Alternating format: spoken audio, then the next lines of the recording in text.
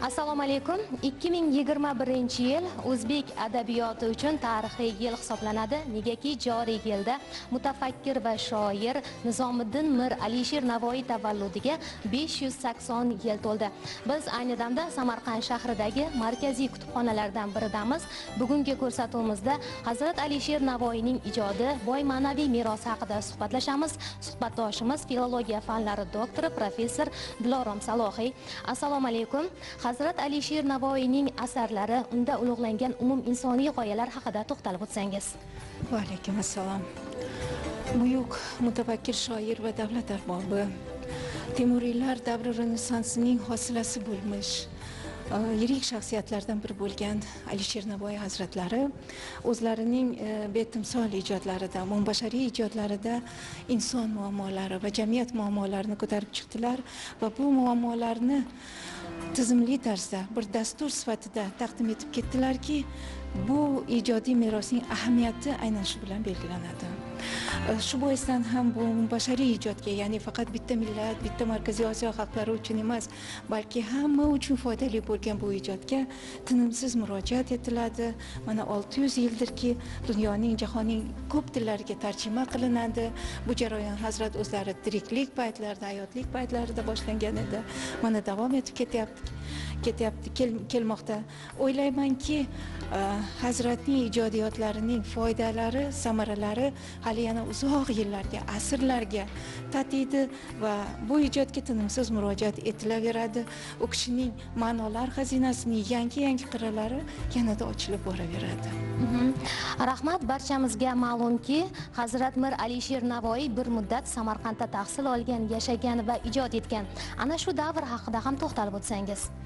Hazrat Navoiyning hayotlarida shunday bir imkoniyat paydo bo'lganki, u kishi safar qilishga, safarga chiqishlari lozim bo'lgan va bu safarni Navoiy hazratlari o'zlari uchun nihoyatda foydali, nihoyatda samarali bir tarzda Haq taoloning madadi bilan mana shu safardan foydalanganlar. Hazrat Navoiy 1464-65-yillarda Samarqandga keladilar va 69-yilda bu shahardan Husayn Boqironing taklifi bilan, maktubi bilan Hirotga qaytadilar. Mana shu 5 yil davomida faqat tahsil bilan, ta'lim bilan shug'ullanadilar. Kelishlari bilanoq Mirzo Ulug'bekning yaqin do'stlari, hamkorlaridan biri bo'lmish yirik tilshunos olim, faqih, arabshunos olim Hoji Fazlulloh Abu Lays as-Samarqandiy madrasasiga hujraga joylashadilar va bu yerda 2 yil davomida fiqh, ya'ni islom yurisprudensiyasi, arab tilshunosligi, she'riyat kabi ilmlardan tahsil oladilar, o'rganadilar. Mana shu davr davomida adabiyotshunoslikda albatta ba'zi bahslarga sabab bo'lib turgan bir asar bor, ammo bu asar adabiyotshunos olim Botirxon Akramovning mana shu asarni o'zida qayd etilgan bir ta'kidga ko'ra, albatta Navoiy hazratlarining qalamlariga mansub va bu asar Navoiy o'zlarining arab tilini o'rganish jarayonidagi tushunmagan so'z, ibora, kalimalarni o'rganib, mana shu lug'at tuzadi va bu lug'atni keyinchalik jamlab uni sab'ata abhur deb ataydi, ya'ni 7 dengiz deb ataydi.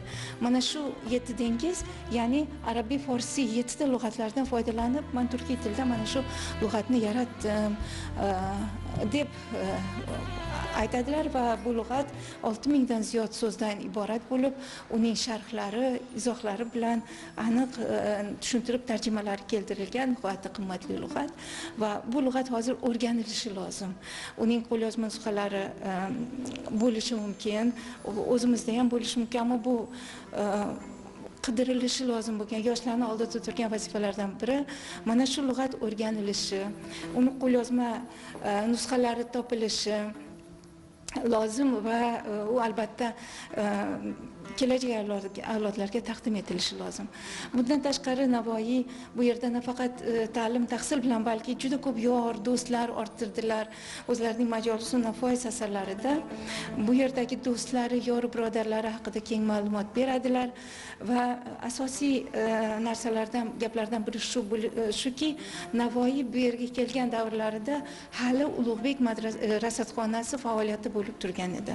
Hazrat Navoiy Mirzo Ulug'bek fojiasidan keyin 15 yildan keyin Samarqandga keldilar. Bu davrda Mirzo Ulug'bekning yaqin do'stlari, hamkorlaridan biri, ya'ni Shohrux Mirzo huzuriga, otasini huzuriga Hirotga borganda o'zi bilan birga olib ketgan do'stlaridan biri aytganimiz Hoji Fozilulloh Abullays as-Samarqandiy hali hayot edilar. Xonaqoh va madrasa ishlab turgan edi. Navoiy bu yerda tahsil olib turdilar va rasadxona ham xuddi shunday faoliyatini yuritib turgan edi. Shu boisdan akademik Boturxon Baliqajiyev aytadilarki, albatta Navoiy 5 yil turadi-yu, rasadxonani ko'rmaydimi, Aliqushchi bilan suhbatda bo'lmaydimi deb. Va mana shu ustozning gaplarini Munshootda kelgan xatlar tasdiqlaydi. Rahmat. Albatta Hazrat Navoiy ijodini o'rganish borasida Navoiyda xalqaro ilmiy amaliy konferensiya o'tkazildi. Mazkur konferensiyada ham samarqandlik olimlar, adabiyotshunoslar, yosh ilmiy tadqiqotchilar ishtirok etishdi. Aynan Samarqanddan ishtirok etgan Samarqand davlat universiteti o'qituvchisi Alisher Razoqovni suhbatga tortamiz. Assalomu alaykum. O'tkazilgan konferensiyada qanday ma'ruzangiz bilan ishtirok etdingiz va mazkur konferensiya qanday ahamiyatli bo'ldi? Kun davomida o'tkazilgan Navoiy shahridagi ilmiy amaliy anjuman amaliy anjumanda dunyoning 20 dan ortiq mamlakatlardan adabiyotshunos olimlar, Navoiyshunos olimlar o'zlarining turli masalalarga bag'ishlangan, muammolarga bag'ishlangan ilmiy ma'ruzalari, maqolalari bilan ishtirok etishdi. Endi mumtoz adabiyotni, o'zbek mumtoz adabiyotini, xususan Alisher Navoiyning ijodini o'rganish faqat 5-6 ta yoki 10 ga yaqin tadqiqotlar bilan chegaralab bo'lmaydi.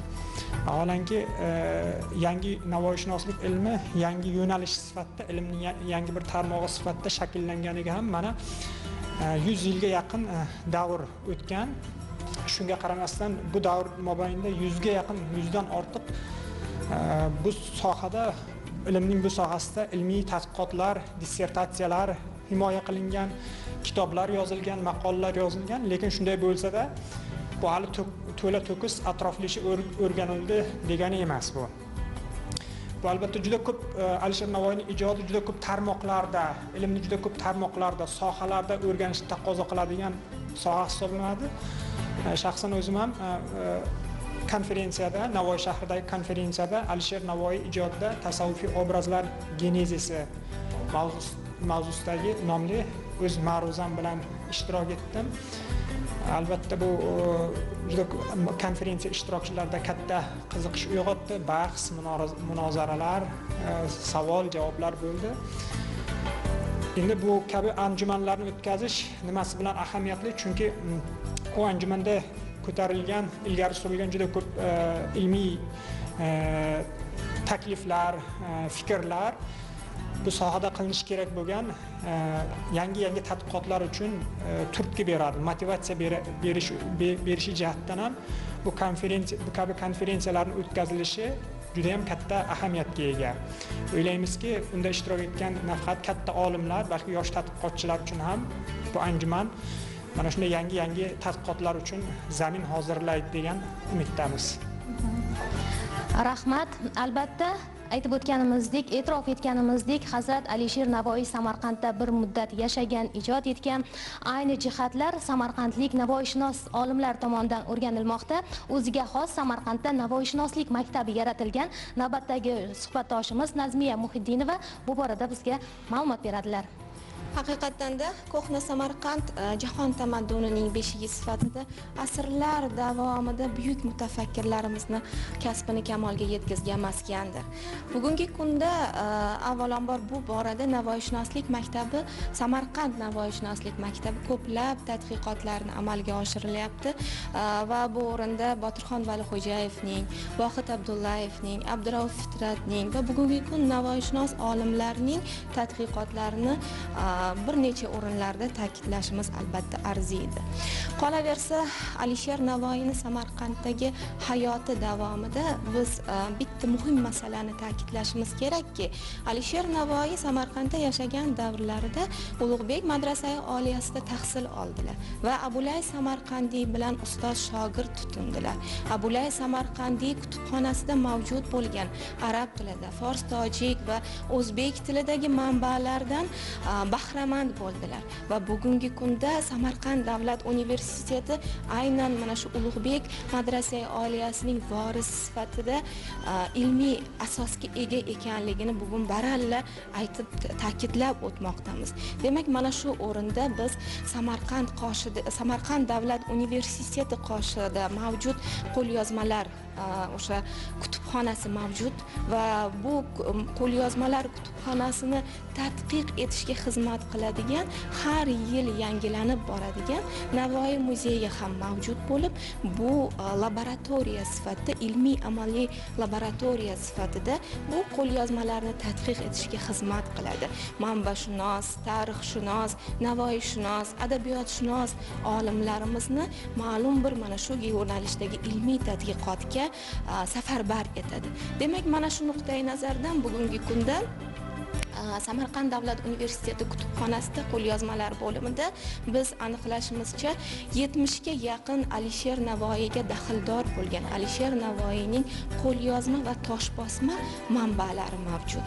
Va biz bu mana shu ushbu yilda prezidentimiz buyuk va mutafakkir Alisher Navoiyning 580 yillik o'sha yubileylarini nishonlash to'g'risidagi qarorlarga asoslangan holatda, ilhomlangan holatda bu 70 dan ortiq o'sha qo'lyozma va toshbosmalarni tadqiq etishga kirishdik va biz innovatsion o'sha loyihalar vazirligiga bu loyihalarni o'sha Alisher Navoiy ijodiy merosini Samarqanddagi manbalar asosidagi tadqiqi mavzuida fundamental loyihani rejamizga kiritdik, rejalashtirdik va demakki o'ylaymizki, shu paytgacha Navoiyshunoslik tarixida Samarqand manbalari Alisher Navoiyning hamsalarini o'rganishda ham, Alisher Navoiyni o'sha hamsa dostonlarini o'rganishda ham, Alisher Navoiyning ijodini o'rganishda ham ilm-fan maskani, adabiyotshunoslik yo'nalishi bilan juda katta xizmat qildi.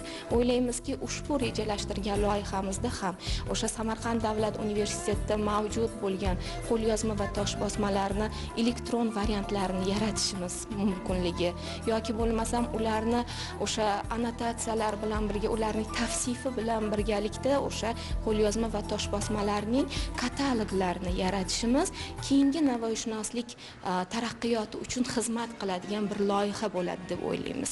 Qolaversa, bu borada bizning o'sha Mumtoz adabiyot tarixi kafedrasi va manbashunoslik kafedrasi va mana shu yo'nalishda tadqiqot olib borayotgan ko'plab olimlarimiz o'sha Alisher Navoiy hamsasi va uning salaflari hamsalarini komparativistik nuqtai nazardan tadqiq etishga erishdi va ustoz Navoiyshunos olim Muslihiddin Muhiddinov rahbarliklarida o'sha 21-yilga qadar Temuriylar davrida yaratilgan hamsalarning komparativistik tadqiqi mavzuidagi fundamental loyihani yakuniga yetkazdi va bu loyiha jarayonida biz ko'plab o'sha monografiyalarni nashr ettirishga erishdik yoki bo'lmasam o'sha hamsanavislik an'anasiga doir bo'lgan ko'plab muammolarni ilmiy yechimini asoslashga erishdik va bugungi kunda bu borada ta'kidlashimiz mumkin bo'lgan masalalardan biri shundaki,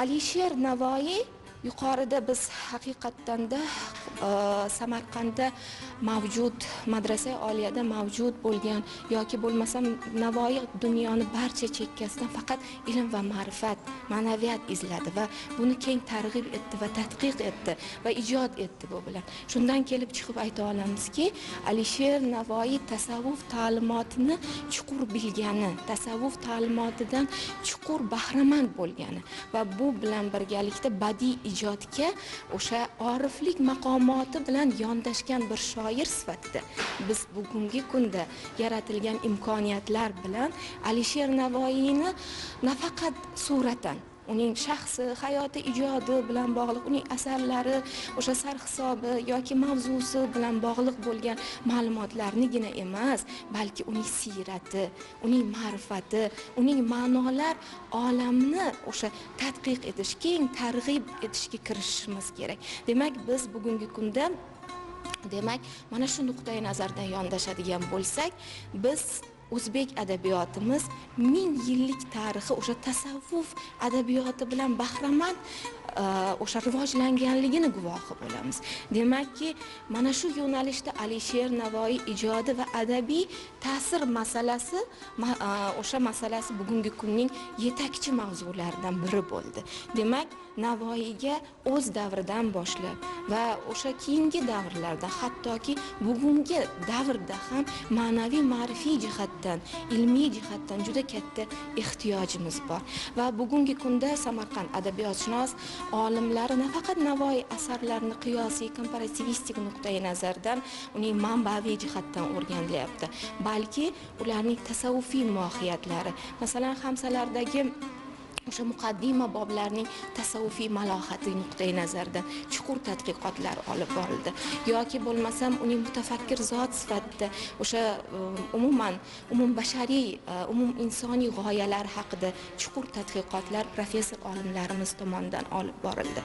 Va mana shu nuqtai nazardan bugungi kunda Navoiy va adabiy ta'sir masalasi nuqtai nazardan Navoiydan ilhomlangan shoirlar bizning o'sha 1000 yillik o'sha tamaddunimizni, sarchashmalarimizni o'zida mujassamlashtirgan, gavdalagan o'sha shoirlarimiz o'rganilmagan qo'lyozmalari mavjud. Vaholanki biz so'nggi 5 yil davomida o'sha o'rganilmagan qo'lyozma manbalarni tadqiq etishga va o'zbek mumtoz adabiyotimizni va millatimizni ma'nan, ma'rifatan o'sha qadrlash va qadriyatini tiklashga harakat qilmoqdamiz. Demak, mana shu nuqtai nazardan biz o'sha qo'lyozmalarda mavjud bo'lgan yangi shoirlarni kashf qilish harakatida bo'ldik va bu o'sha shoirlarni qaysi o'sha qo'lyozmani xatida qaramaylik, qaysi yangi kashf etilayotgan o'sha devonlar o'sha yaratgan shoirlari ijodiga qaramaylik, demak Navoiy ijodidan bahramandlikni ko'ramiz. Demak, o'sha masalan, men mana kuni kecha o'sha bo'lib o'tgan nihoyatda bir yuksak ahamiyatga ega bo'lgan konferensiyada o'sha 18-19 asrda ijod etgan o'sha tasavvufiy yo'nalishda ijod etgan Mir Hasan Sadoiy va unda Alisher Navoiy an'analarining ahamiyati nuqtai nazardan yondashdim va bu o'rinda ham ko'ramanki, o'sha davrdagi 18-19 asrda ijod qilgan shoirlarimiz ham, o'zbek she'riyati namoyandalari ham Navoiyning irfoniy, ma'rifiy merosidan bahramand bo'lgan va bugungi kunda ham ahamiyatga ega bo'lgan o'sha chuqur bir durdona mumtoz adabiyotni yaratishga erishganliklarini guvohi bo'ldik. Demak, Navoiy kecha ham, bugun ham va ertangi kun ham ehtiyoj manbai bo'lib xizmat qilgan mutafakkir zotlardan biridir. Rahmat. Darhaqiqat dunyo ahli Navoiy ijodiga qiziqmoqda. Shu boisdan uning asarlari ko'plab tillarga tarjima qilindi. Bu esa siz u bizga faxr, iftixor bag'ishlashi bilan bir qatorda Navoiy ijodini yanada chuqurroq o'rganishni taqozo etadi. Zero biz oldimizga qo'yilgan maqsadlarga aynan Navoiy ijodini chuqur o'rganish orqali erishamiz.